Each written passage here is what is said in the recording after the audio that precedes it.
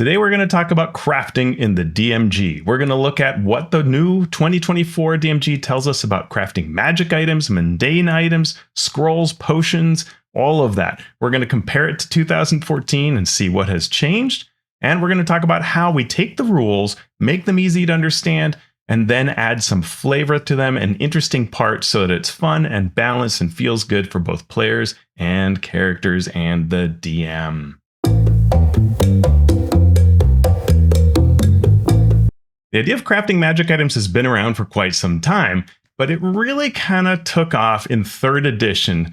The 3rd edition Dungeon Master's Guide and the revised books, they've got their own ideas on how you go about this process. And like the rest of 3rd edition, the idea is make this super, super realistic and complex and try to create like a whole system that represents everything about like the world and your character and it all coming together. And that system in 3rd edition was pretty cool.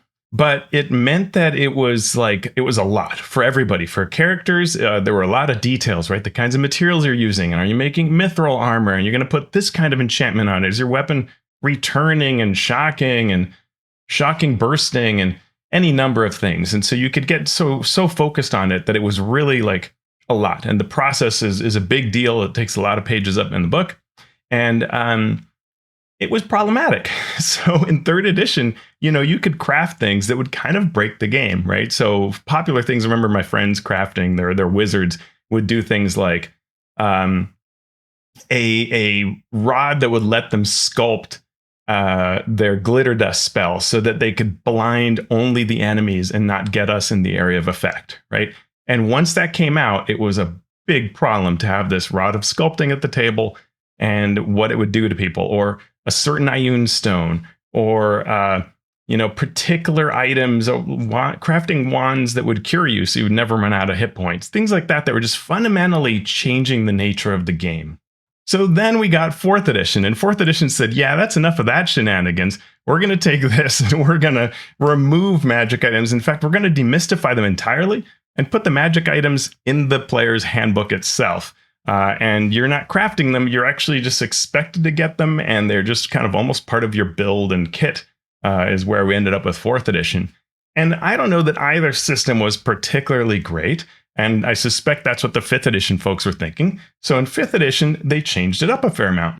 So 2014 shows up, and we are back to crafting. Yep, it's again a cool thing to do. It's in the Dungeon Master's Guide, and it is in the back as an optional system. It is something a DM can decide to allow to have. And so this frames the conversation. If you, as a player, your character wants to craft, you're going to have a conversation with your DM about how to go about it. And there are a number of ways that this happens. First, it's part of Downtime.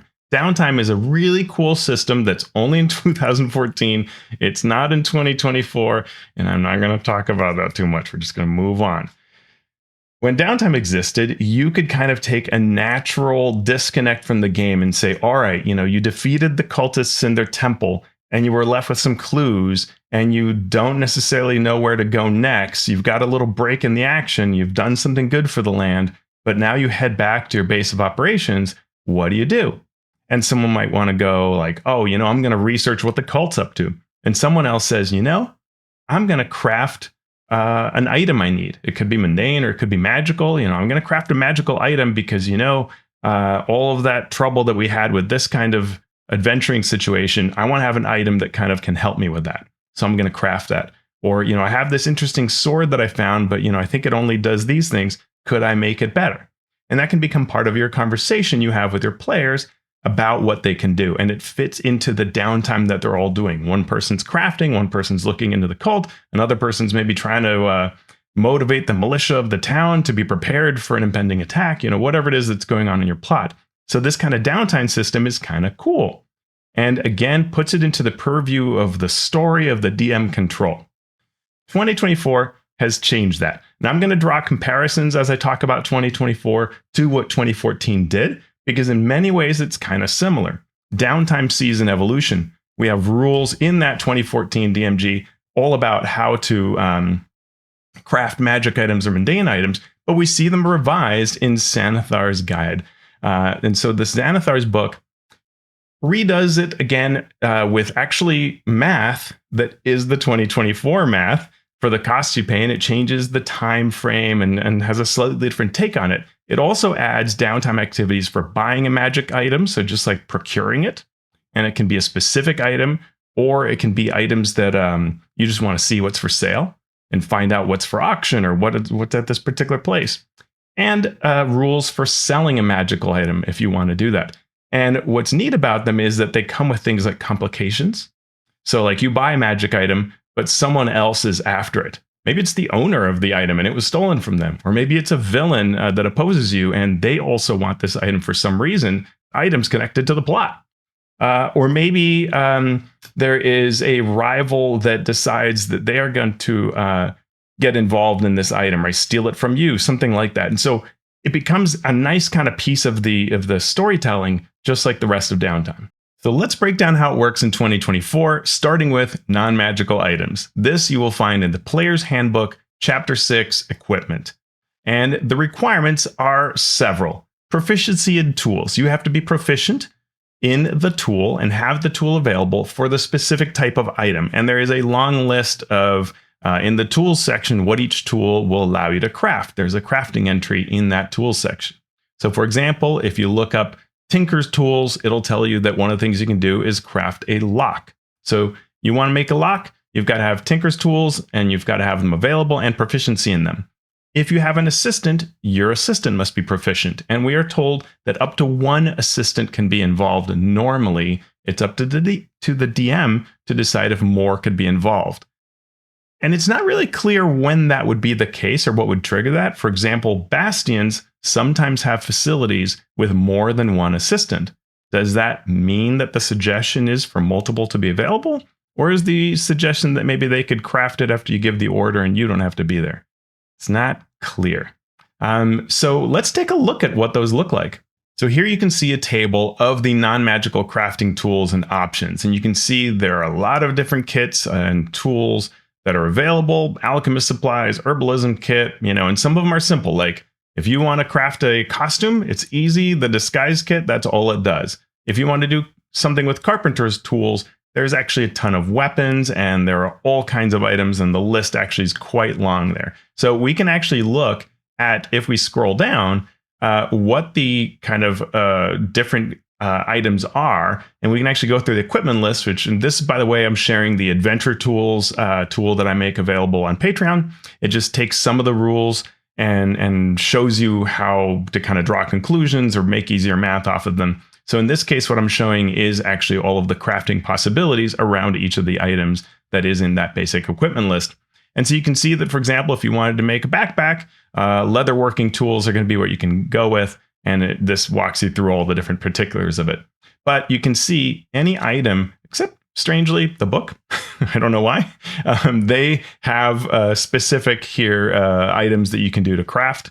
And the same is true of armor and weapons. So like if you want to look at armor, that's going to take particular tools. The ammunition is going to take particular tools.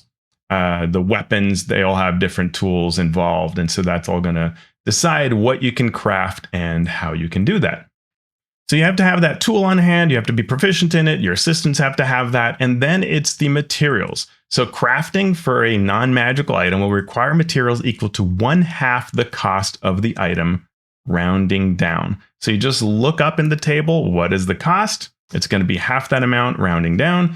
The DM decides whether raw materials are available. So if you were abusing crafting, like you're crafting endless amounts of this one thing because it makes you the most gold or because you're somehow causing trouble with it, the DM could decide materials aren't available. It became scarce and increase the cost, right? And that makes sense. We want things to be reasonable.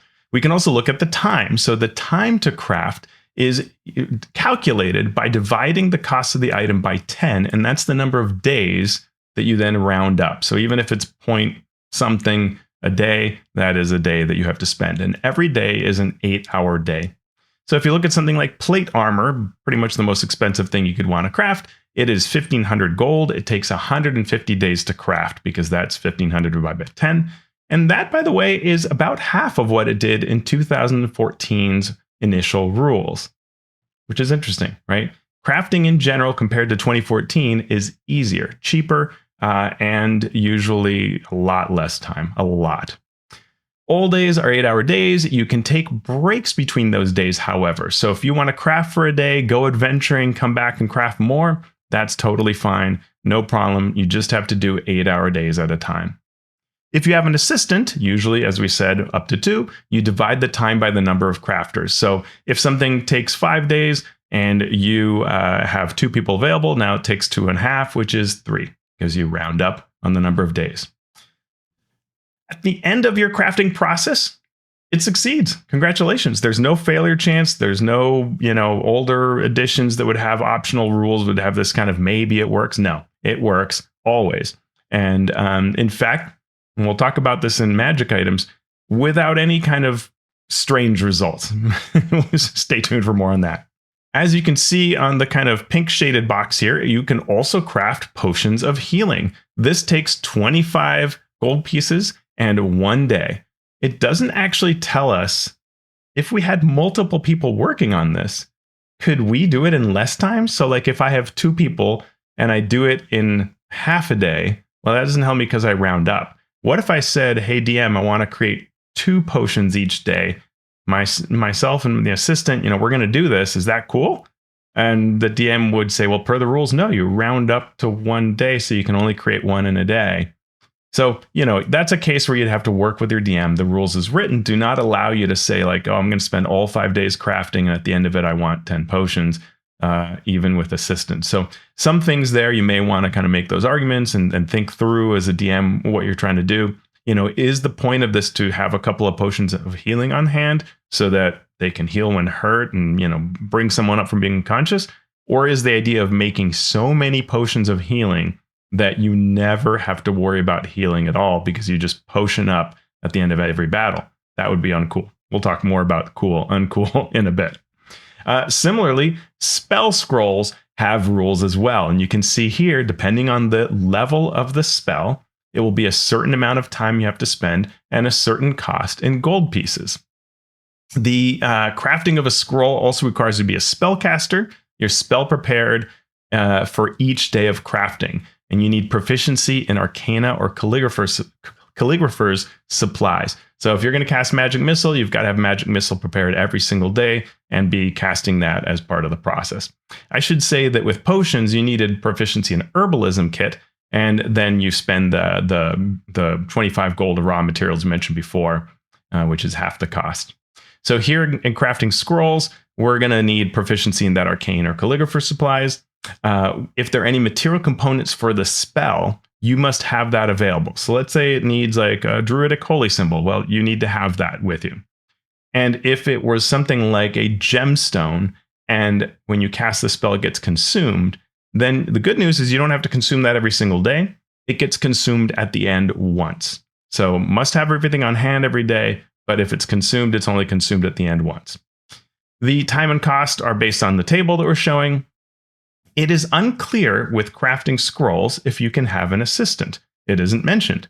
Potions mention it, magic items mention it, mundane items mention it, but not scrolls. So again, DM call and you'll have to think through it. We will not have a failure chance once more. It will always succeed. And what's interesting is the final scroll will use your DC and your spell attack. That's different than when you get one out of the magic items in the DMG, which will have it based on the spell level of the spell. It's just sort of a stated DC and attack bonus that you get based on that spell level. So this will be unique to you based on how you craft it, which presents some interesting options there. So far, those rules were in the player's handbook. So scrolls, the potions, non-magical, that's in the player's handbook for you as a player to look through and get excited about. When you get to the magic items, now we're in the DMG, though it doesn't have the same language that 2014 did about the DM sort of approving everything. It's a little more, I think, expected, which I found interesting. So what are the requirements? You've got to have proficiency and any assistance as well in the Arcana skill. So no matter what, Arcana has to be on your list. So if you're crafting and you are a druid or a cleric, you need Arcana. You then additionally must have tools that you are both proficient with and have available for the specific type of magic item. And every type, whether it's a ring or a staff or armor, has one or more skills.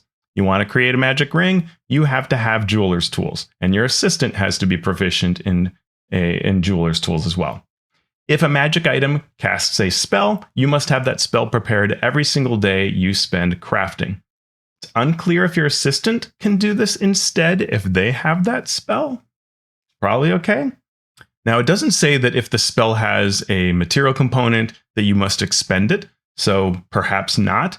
I would think based on how spell scrolls work that you would, but here it does not say so. Time. We get a table providing the time and cost by rarity of magic item. Old days are again 8-hour days, and you can again take breaks in between them. The time is going to be divided by the total number of crafters, just like before. So let's take a look at that. So you can see here in the crafting magic items table, just left of center, based on the rarity, common item in 5 days, uncommon in 10 days, rare 50 days, very rare 125 days, and then legendary, actually craftable. It wasn't before in 2014 for 250 days. And that cost can be pretty significant at the higher levels. But if you saw my video on Bastions, depending on how you are running a campaign and whether you are on those expected gold piece values, your players could have a lot of gold. If you're on the lower side, it may be quite a big deal to even spend the 2K for a rare item. So it's really up to you. But the days are not inconsequential, right? 50 days.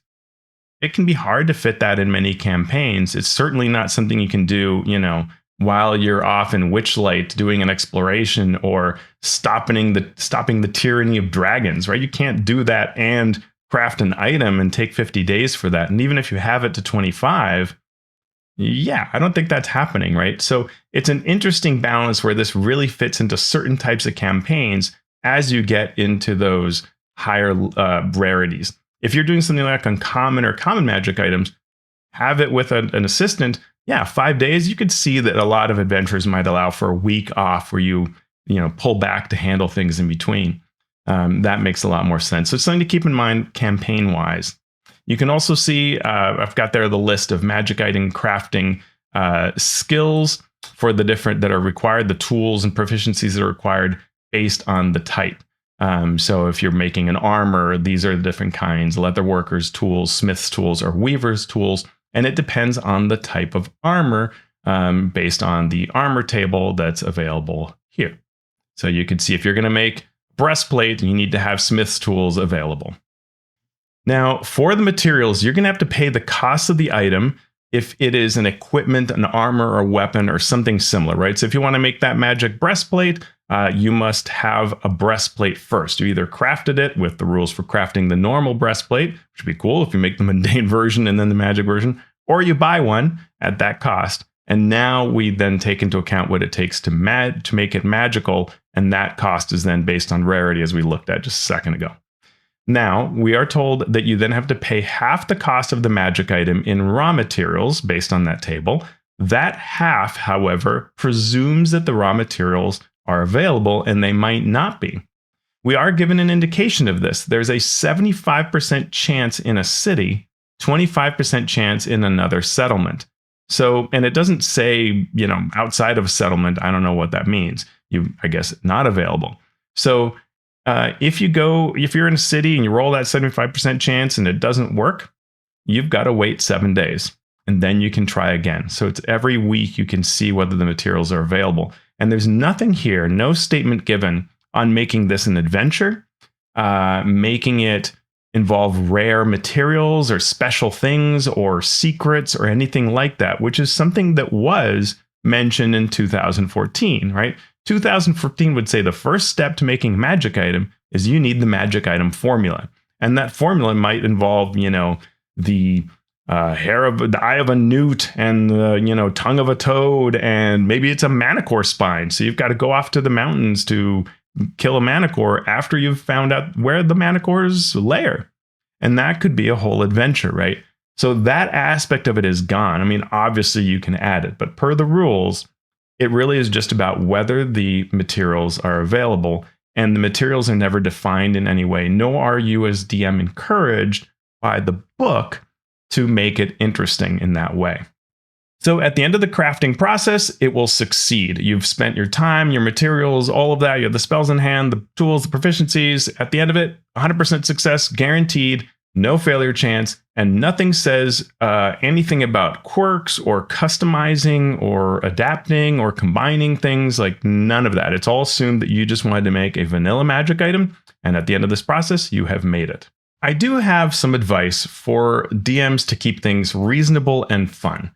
So first, have an open discussion with your players, not with the characters, although that can be interesting too, but with the players themselves about the point of magic item crafting. If this topic starts coming up, have this kind of discussion where crafting a cool must-have spell scroll for a big fight, an infiltration, some event that's coming up, that's kind of cool, right? Like they're doing this preparation, they're taking things seriously, and even if it gives an edge, it's an edge that you know is coming and you can take into account to make them look cool, right?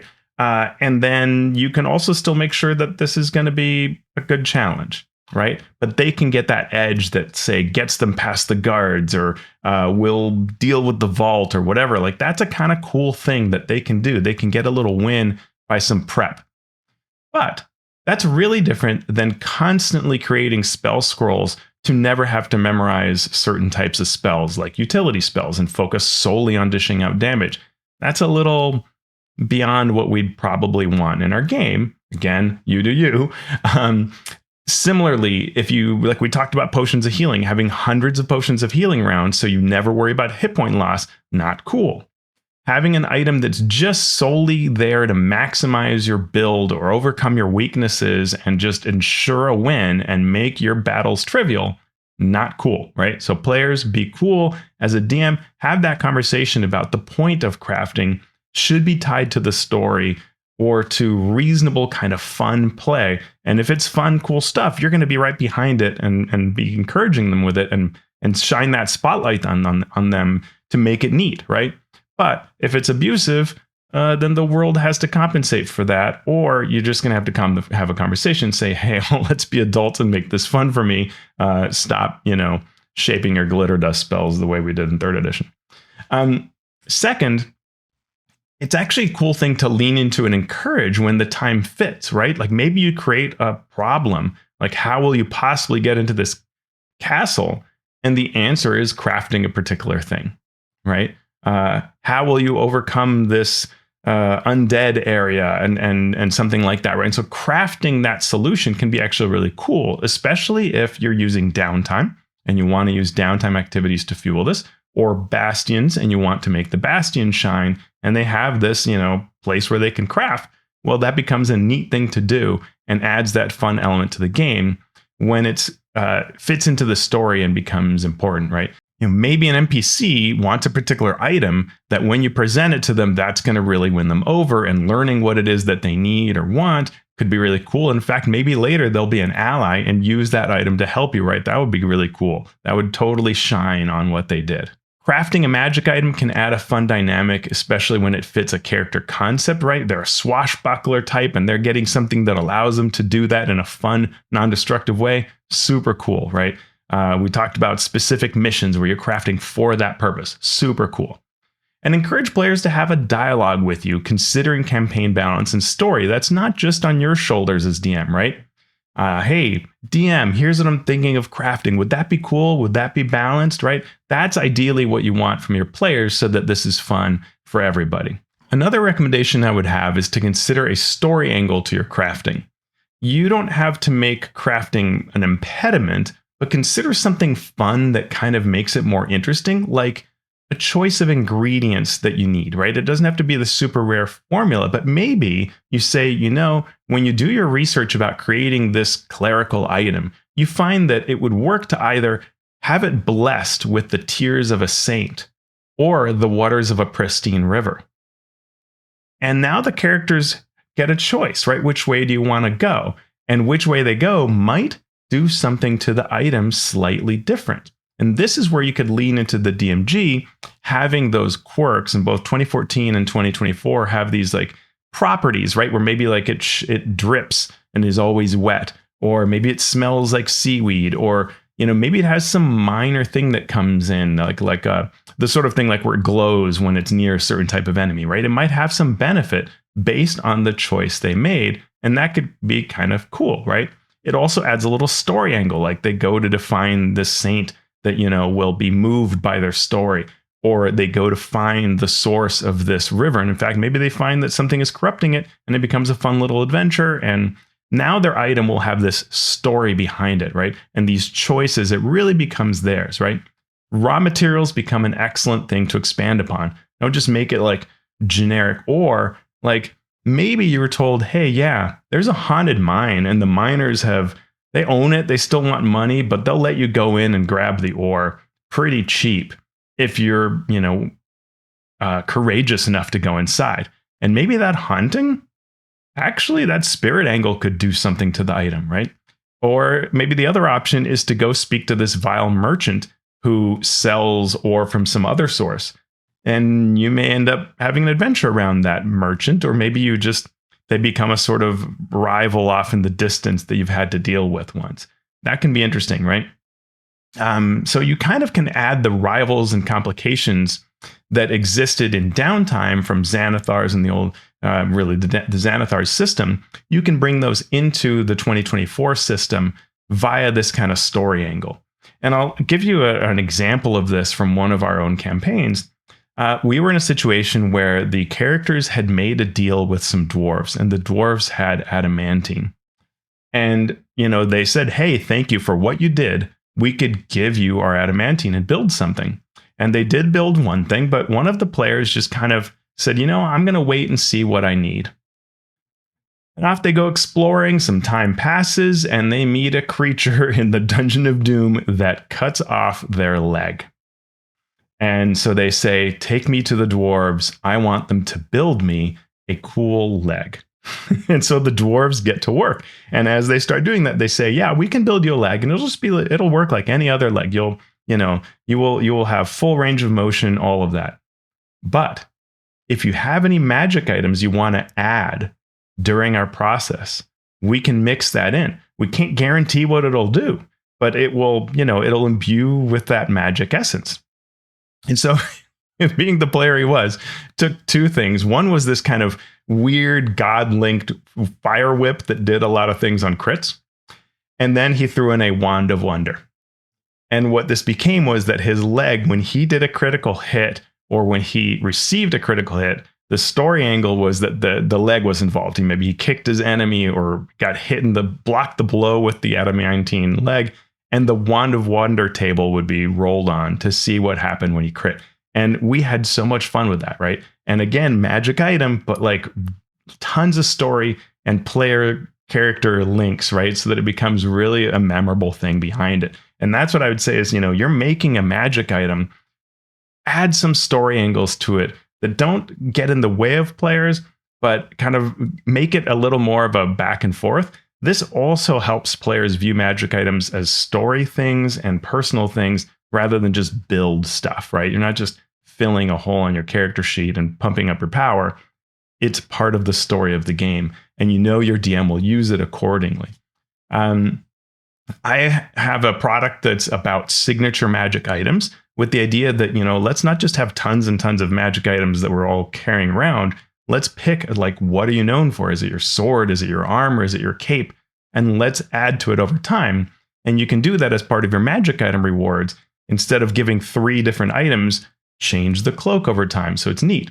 Well, you can do that with crafting as well, right? The rules here do not say anything about adapting, modifying a weapon or adding quality or anything like that, but you can, right? You could say, hey, this player who has a magic cloak and they want the effects of that common item, a cloak of billowing. Well, a simple craft could allow you to add that billowing feature, which is so fun in the cloak of billowing, to your, whatever it is, cloak of the manta ray or whatever.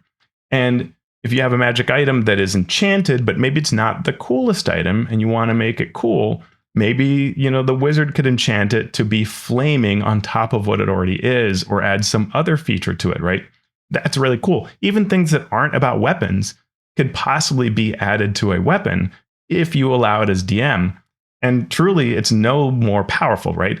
having, or let's say there's a very small increase that your magic item that you attack with, your magic weapon, now also does something that a different slot item does. As long as we're not abusing having too many magical items, and attunement can take care of that and help with that.